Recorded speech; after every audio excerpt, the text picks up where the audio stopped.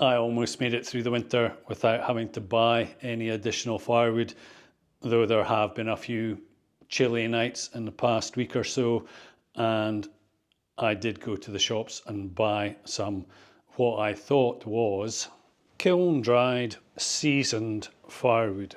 I've deliberately obscured the name of the store where I bought it because this is what it looks like. If it was kiln dried firewood, then I very much doubt there would be moss growing on it. In fairness, this particular bag, or the bags that I bought, were on the top of the pallet, so it might have been outside and exposed to the elements. Even though if it was kiln dried, then I would expect it to be in the 10% range moisture content. I have bought high quality kiln dried firewood before, and that's what it was. It was below 10%. So this is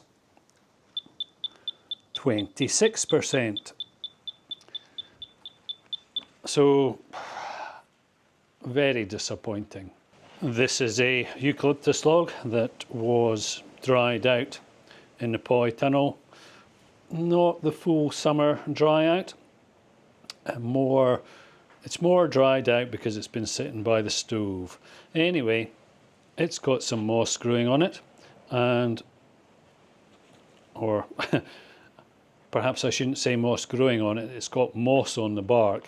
I doubt very much if it's growing now. I'm not sure how resilient and how much moss comes back from the dead if you wet it. Anyway, this is 18% moisture content, and I'd actually say it's below 18. It shrunk so much from being next to the stove that it's come loose from the bark. So nice didgeridoo there for somebody. I have been getting this firewood to burn. 20% isn't a complete disaster, though it's not great. And if it was kiln dried, then I would definitely expect it to be below 10%. Anyway, I've been getting it to burn, but only if I've cranked up the air intake to almost the max while it's burning, not just while I'm lighting the fire. And if it's not left there, as you can see, you come through in the morning and some of it isn't burnt completely.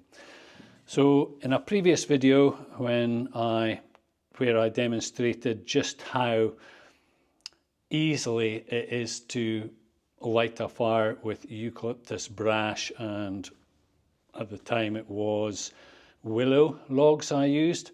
So I thought I'd have a go with some very, very dry kindling. This is actually constructional timber, offcuts of constructional timber, and I know where it came from, and it's very, very dry. So let's just see how quickly I can get the fire to light using very dry kindling and these kiln dried logs.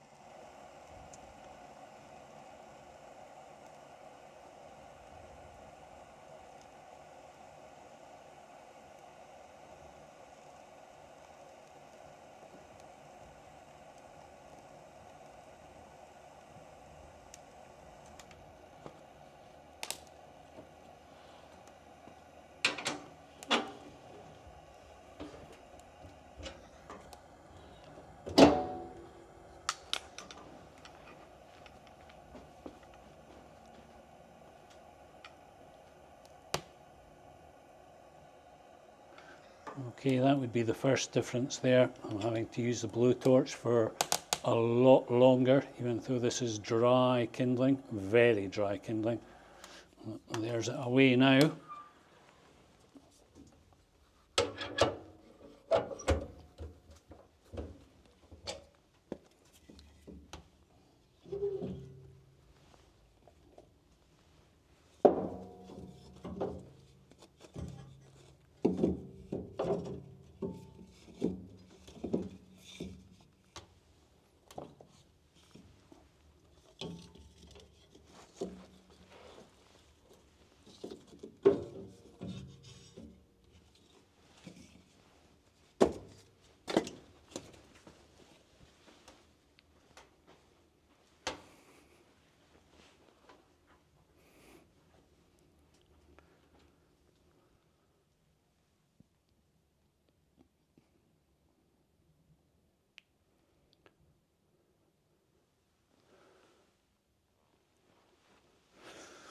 Just make sure it's fully on. Yep.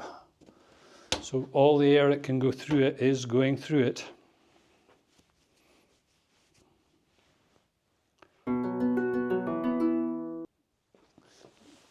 Okay, I wonder if I need to give this a hand.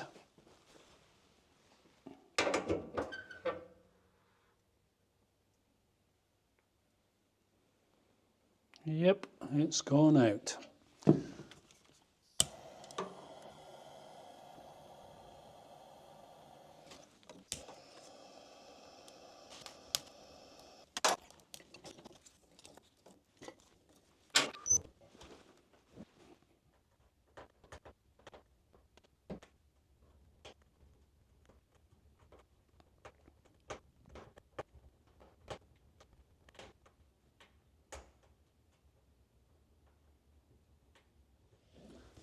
It's definitely burning, though by this stage with the eucalyptus brash and the very dry willow, I'd have been turning down the flame.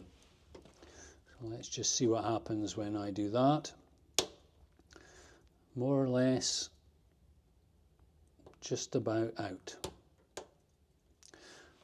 And with the eucalyptus brash and willow, when it was actually burning, this was turned right down to about half, and that would have been very shortly after lighting the fire, and as you can see, it's more or less out. So I'll just blast it back up again.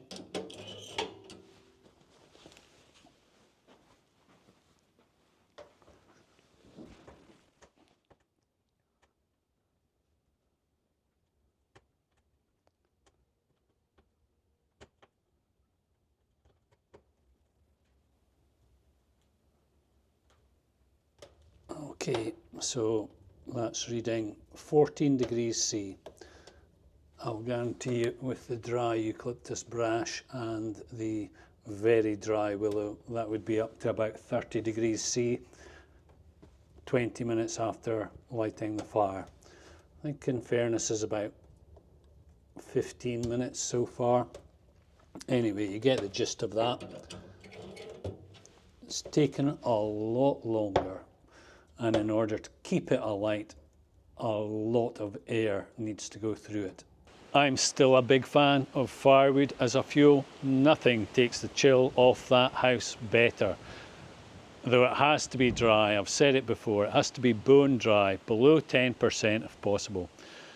I've had quite a few thoughts about building my log store in the last couple of years while I've been growing my firewood, and I've come to a few decisions. I've scaled back the area that I'm going to need. I reckon somewhere around 15 cubic meters would see me through a winter easily. Not going to get that at the moment from my eucalyptus mini forest. I'll buy it in as logs and saw it and chop it myself. One thing that I did have in mind was to kiln dry it. So I was going to buy these cheap €30 solar fans and create ducts and a black lining to heat up the air inside and then blow it down and up through the logs. I'm still going to do that even though the initial thoughts and research that I did suggested that once you kiln dry wood, it damages the cell structure in such a way that it will never become damp again. Though more recently a relative emailed some information and I did more research, and that's just not the case. No matter how dry and how heat treated wood is, it will still absorb moisture if it's exposed to damp, wet conditions. Thanks a mil for watching. Good luck. Interestingly, I've just come in and this fire is just about out. I'll crank up the heat and I'm sure it'll come back to life. Though it's actually at 3 at the moment. It's not on the full blast of air that it can get. I'm not sure what A and B stands for. I remember it by B being blast, i.e. you get a blast furnace. So I'll crank it up again, but that demonstrates what I have to say. Firewood has to be dry.